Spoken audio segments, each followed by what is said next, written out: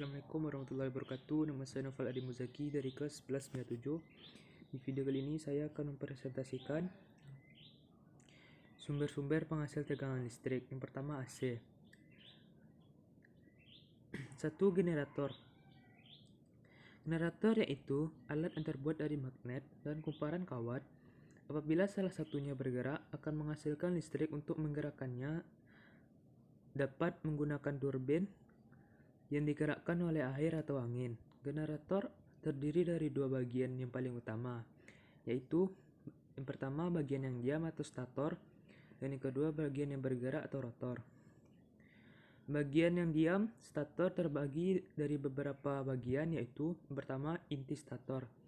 Bentuk dari inti stator ini berupa cincin laminasi-laminasi yang diikat serapat mungkin untuk menghindari rugi-rugi arus, eddy, atau eddy current losses. Pada inti ini terdapat slot-slot untuk menempatkan konduktor dan untuk mengatur arah medan magnetnya. Yang kedua, belitan stator. Belitan stator, bagian stator yang terdiri dari beberapa batang konduktor yang terdapat di dalam slot-slot dan ujung-ujung kumparan. Masing-masing slot dihubungkan untuk mendapatkan tegangan induksi. Yang ketiga, alur stator. Alur stator merupakan bagian stator yang berperan sebagai tempat belitan stator ditempatkan. Yang keempat, rumah stator, yaitu bagian stator yang umumnya terbuat dari besi tuang yang berbentuk silinder. Bagian belakang dari rumah stator ini biasanya memiliki sirip-sirip sebagai alat bantu dalam proses pendinginan. Rotor. Rotor adalah bagian generator yang bergerak atau berputar. Antara rotor dan stator dipisahkan oleh celah udara atau air gap. Rotor terdiri dari dua bagian umum, yaitu satu inti kutub, dan kedua kumparan medan. Pada bagian inti kutub terdapat poros dan inti rotor yang memiliki fungsi sebagai jalan atau jalur flux magnet yang dibangkitkan oleh kumparan medan. Pada kumparan medan ini juga terdapat dua bagian, yaitu bagian penghantar sebagai jalur untuk arus pemacuan dan bagian yang diisolasi. Isolasi pada bagian ini harus benar-benar baik dalam hal kekuatan mekanisnya, ketahanan akan suhu yang tinggi, dan ketahanannya terhadap gaya sentrifugal yang besar. Konstruksi rotor untuk generator yang memiliki nilai putaran relatif tinggi biasanya menggunakan konstruksi rotor dengan kutub silindris atau silindris poles, dan jumlah kutubnya relatif sedikit, antara kisaran 2, 4, dan 6. Konstruksi ini dirancang tahan terhadap gaya-gaya yang lebih besar akibat putaran yang tinggi. Prinsip kerja generator. Prinsip dasar generator arus bolak-balik menggunakan hukum Faraday yang menyatakan jika sebatang penghantar berada pada medan magnet yang berubah-ubah, maka pada penghantar tersebut akan terbentuk gaya gerak listrik.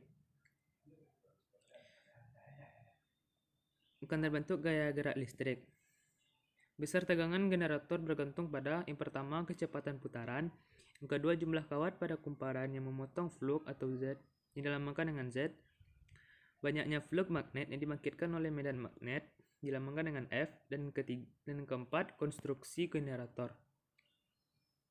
Yang kedua, dinamo.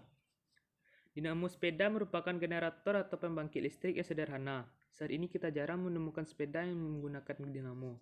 Dahulu ketika penggunaan sepeda motor dan mobil belum sebanyak sekarang, sepeda masih menjadi sarana transportasi yang cukup dominan, baik siang maupun malam hari.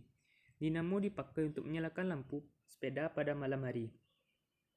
Bagian utama dan prinsip kerja dinamo. Dinamo pada sepeda pada dasarnya adalah sebuah magnet yang dapat berputar dan sebuah kumparan tetap jika roda sepeda diputar dan menyinggung kepala dinamo yang dihubungkan pada sebuah magnet, sehingga putaran roda juga akan memutar magnet. Biasanya dinamo sepeda menghasilkan tegangan sebesar 6-12 volt. Bagian utama dinamo sepeda adalah sebuah magnet tetap dan kumparan yang disisipi besi lunak. Bila magnet telah diputar, tetap diputar, perputaran tersebut menimbulkan GGL induksi dalam kumparan. Bila sebuah lampu pijar atau lampu sepeda dipasang dalam kabel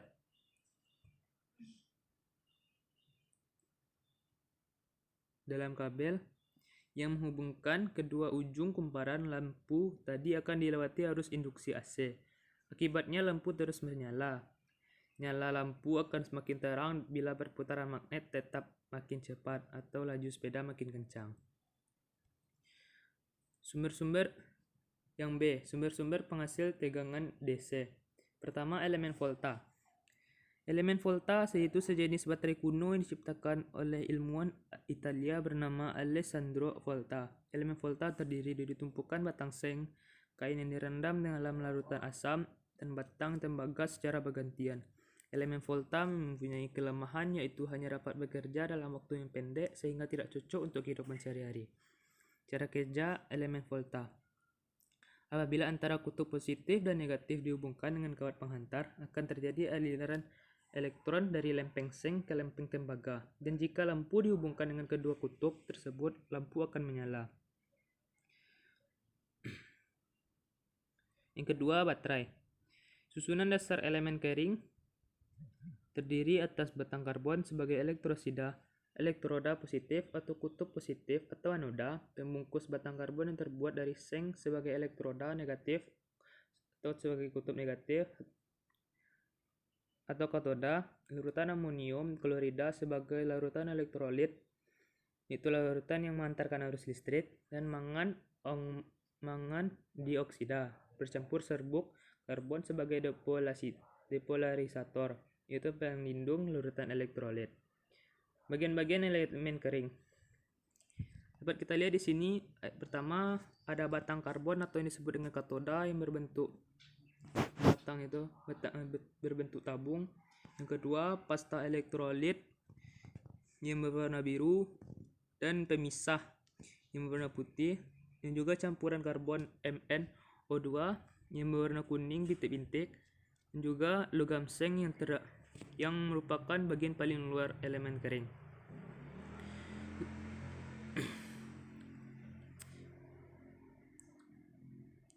Yang ketiga, akumulator. Akumulator harus diberi muatan listrik terlebih dahulu sebelum digunakan, yaitu dengan cara melewatkan arus listrik melalui akumulator. Akumulator dapat dimuati kembali berulang kali sehingga akumulator tergolong elemen sekunder.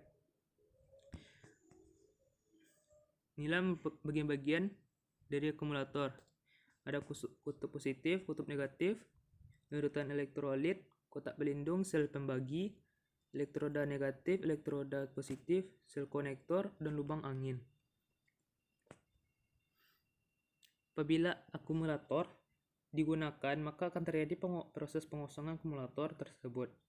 Proses pengosongan ini terjadi perubahan energi kimia menjadi energi listrik. Setelah lama digunakan, maka akumulator akan kosong sehingga perlu dimasukkan proses pengisian pada akumulator. Proses pengisian ini dilakukan dengan cara memberikan tegangan AC yang lebih besar dari tegangan akumulator itu sendiri, di mana terminal positif dari ACCU dihubungkan dengan sumber DC positif dan terminal negatif ACCU dihubungkan ke terminal negatif dan dari sumber DC. Pada proses pengisian akumulator ini terjadi perubahan energi listrik menjadi energi kimia. Jenis-jenis akumulator ada 3, yaitu akumulator primer, merupakan akumulator yang hanya bisa dipakai sekali saja. Yang kedua, sekunder, akumulator yang bisa digunakan kembali setelah akumulatornya telah kosong dengan cara diisi kembali dengan pengisi akumulator.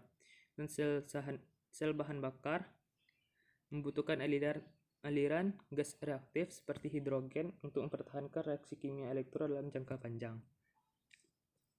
Perbedaannya itu perbedaan listrik DC dan AC. Yang pertama, arus listrik AC bisa digunakan untuk mentransfer arus dengan kekuatan tertentu dalam jarak yang cukup panjang. Frekuensi sekitar 50 Hz. Besaran arus listrik bervariasi terhadap waktunya. Sedangkan arus listrik DC tidak dapat digunakan dalam jarak jauh karena akan melemah dan kehilangan energi secara perlahan. Frekuensi arus listrik DC adalah 0 dan besaran listrik tetap terhadap waktunya. Alat-alat yang menggunakan tegangan AC itu diantaranya generator, radio, dan televisi. Dan alat-alat yang menggunakan tegangan DC yaitu handphone, lampu LED, dan remote TV. Sekian presentasi saya tentang sumber-sumber tegangan listrik dari AC dan DC. Sekian, terima kasih. Assalamualaikum warahmatullahi wabarakatuh.